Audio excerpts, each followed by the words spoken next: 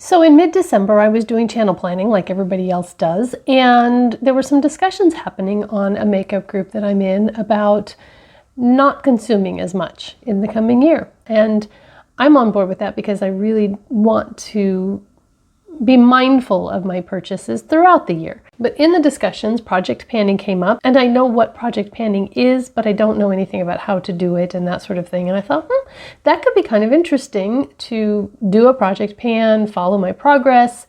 I'm new, so if you're new at it too, then we'd learn together kind of a thing. And so I started looking into it to learn, how do you even get started? And I found some really great YouTubers. Becca Lynn is one, and Sarah Rose, and they were so good, and they've been doing it for a really long time.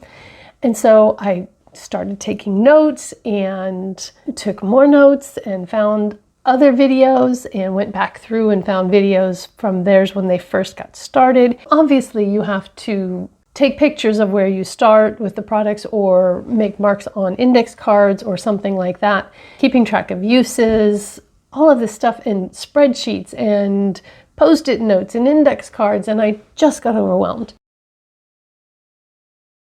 Because I don't keep track of little bits of paper very well, and I will forget to mark down on the sheet when I've used it, and then I'll get to the end of the week and I'll be like, wait, did I use that 3 times or 2 times? And I realized that it's not supposed to be that stressful, but my brain made it that stressful. And so I decided, you know what? I'm not doing it. I've got other content I can film, and that's that. And so after I thought about it a couple of days, I realized that I hadn't found my why. I was looking at project panning based on what other people did, why other people did it, what they got out of it, but I never looked to see, is it something that would be beneficial to me for what I needed a project pan for?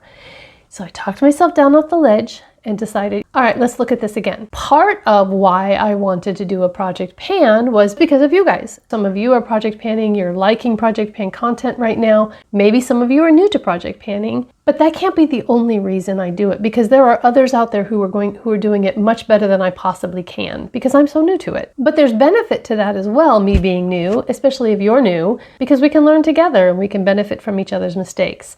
And everybody has to start somewhere, right? So that was a good reason, but it couldn't be the only reason.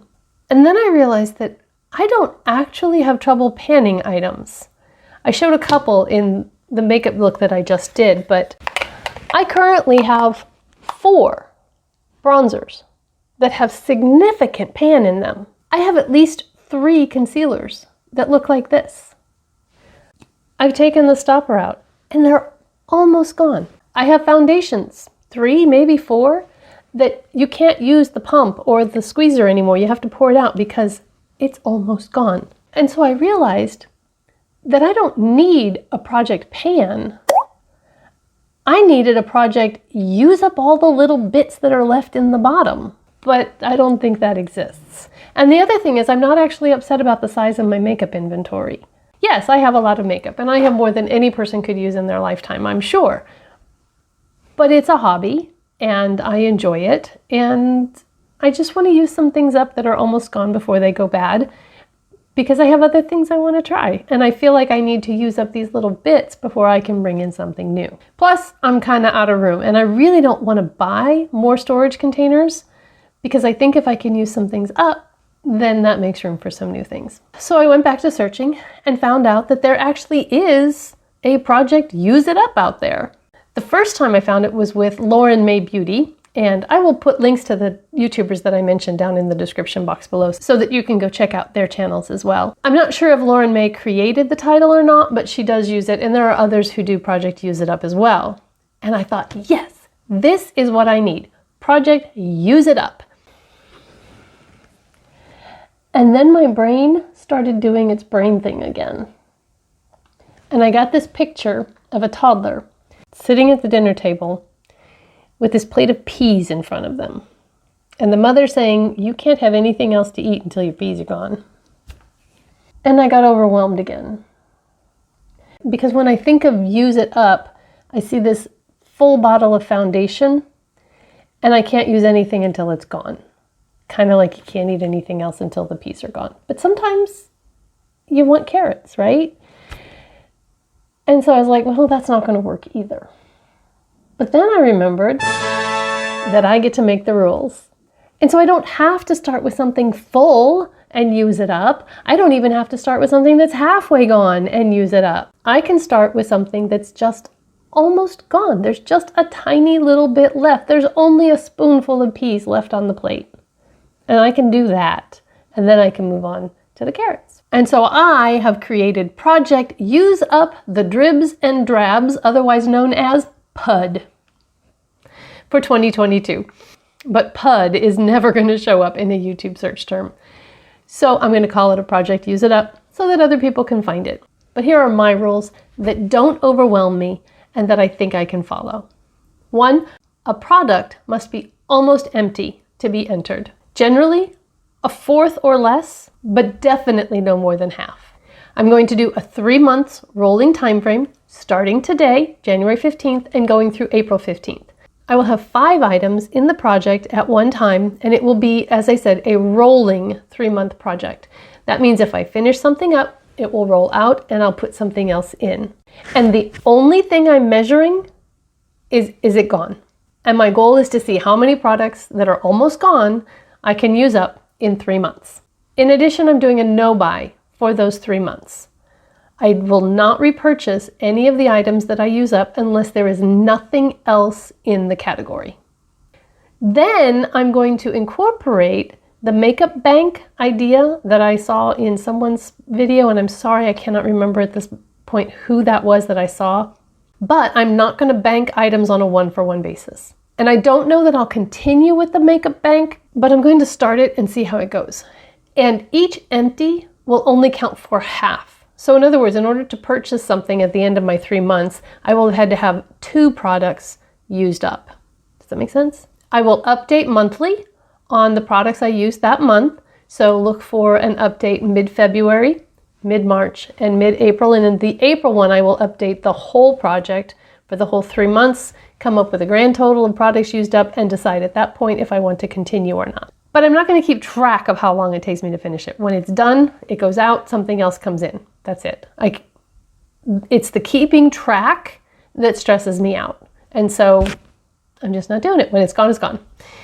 And finally, and probably maybe the most important rule, is if a product isn't working, if it's gone bad, if I have a reaction to it, or I just don't like it, it can go in the empty bin. I am not going to force myself to finish something that I don't like. Makeup is too much fun for me, and I'm not going to get to the point where I have to use this again.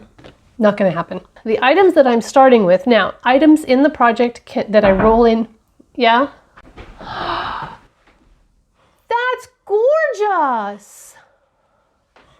You guys seriously, look at what my daughter made. Oh my gosh. This is worth interrupting my video for. Can you just take a look at that? Wait, what does it say? Don't tilt it too much. Okay. Happy snow day. Happy snow day. Oh. And it's gluten-free, so I can eat it. Do you have any idea how much I just want to take a bite of it right now? Oh, that is gorgeous. You did a beautiful job. Very good. Products in the project can be makeup, hair care, skin care, body care, anything beauty related like that. But I'm starting with 5 makeup products. And those products are my Catrice HD Liquid Cover Foundation in 030.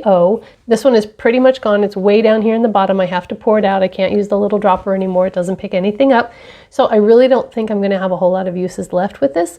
But this is my first foundation that I want to empty. And I love this foundation. It will definitely go on my repurchase list when I get to April and reevaluate where I'm at. I have mature skin. I use tretinoin in my Curology, and I get oily in my T-zone. So I have some dryness from the tretinoin, but I also have some oiliness, and this is just beautiful on my skin. It says it's mattifying, but it's not too mattifying, if that makes sense. The next item that I want to use up is this e.l.f. Camo Hydrating Concealer in Fair Beige. It is essentially gone, but I can still get some out of it, and so I'm still using it. I've taken the stopper out, as I showed earlier, and basically there's just a few uses left in this, but I'm going to use them. The third item is from Essence, and it's this I Heart Color eyeshadow base. And I like it. It's fine. It was my holy grail until I found this one. And the e.l.f. Eye Putty Primer is the only eye primer that I really want to use. I have others sitting over here and I just never use them. So when I do my declutter, I'm probably going to get rid of everything except this one because it just works that well for me. I know not everyone likes it, but that's okay. That's why there's so many different products out there. So this is really good. Again, no stopper. I've taken the stopper out, so there's just really not much left in there. It does give you some coverage on your eyelid and makes the shadows last a really long time. I just like the e.l.f. better. It's also really super affordable. The fourth product, I'm really having a hard time saying this. The fourth product is my Physicians Formula Butter Bronzer. There we go. And it's just literally destroyed. But there's still product in it. And I know some people consider this gone, but it's not gone. And so I can still get a brush in there, especially if I use an angled brush like this one, I can still get in there and get some out. And so I will. So that's 4 of the items. If you want to make sure that you see my progress and get to see what products get rolled in when something gets rolled out, if you're not subscribed, then make sure you subscribe, hit the notification bell, and make sure you select the all, and then make sure you're allowing YouTube to send you notifications so that you won't miss when I upload those updates, okay?